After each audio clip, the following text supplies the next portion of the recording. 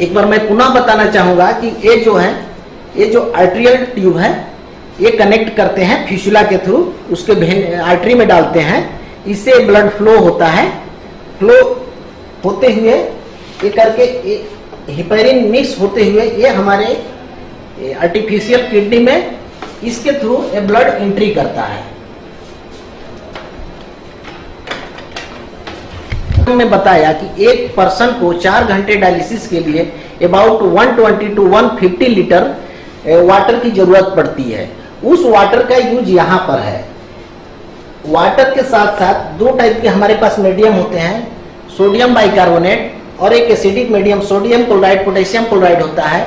इस दोनों को वाटर के साथ मिक्स करके एक ऐसा डायलाइजर सॉल्यूशन बनाया जाता है जो ये आर्टिफिशियल किडनी से इससे इसका इंटेक है, इससे इसमें फ्लूइड वाटर जाता है और ये आउटफ्लो है, इससे वाटर निकलता है। तो यहाँ बेसिक मैकेनिज्म है, हमारा जो ब्लड है ऊपर से नीचे की तरफ जाता है और जो डायलाइजर जो सॉल्यूशन है, जो फ्लूइड है, वो इसमें एंट्री करके अपोजिट डायरेक्शन में, अपोजिट करंट में फ्लो करता है।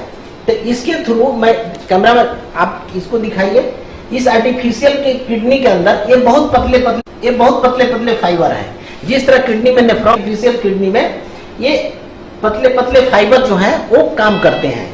इसके थ्रू जो ब्लड जो पास होता है इसमें ये बिलो डायरेक्शन में, तो यहीं पर बाई डिफ्यूजन प्रोसेस से जो उसमें यूरिया और प्रोटीन की मात्रा जो ज्यादा होती है, तो बाई डिफ्यूजन प्रोसेस से यूरिया प्रोटीन फिल्टर्ड होकर डायलाइजर सॉल्यूशन के साथ वो बाहर निकल जाता है और फिर जो प्यूरिफाइड ब्लड है वो ये इसके थ्रू हम लोग फिर उसको वेन में डाल देते हैं। इस तरह यह प्रक्रिया 4 घंटे की होती है। अब रही बात कि हमारे देश में किडनी फेलियर इतने हो क्यों रहे हैं, तो हमारे देश में सबसे ज्यादा डायबिटिक के पेशेंट हैं, हाइपरटेंसिव के पेशेंट हैं। तो दो मोस्ट कॉमन कॉज है किडनी फेलियर के लिए, पहला डायबिटीज, दूसरा हाइपरटेंशन।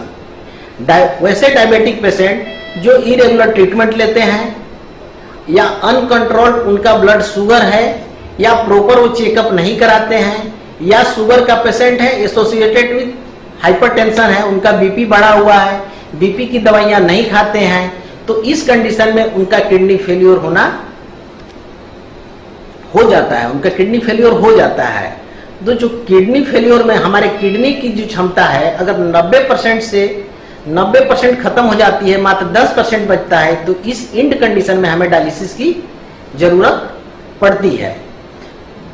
और भी कारण है जो जिसे किडनी में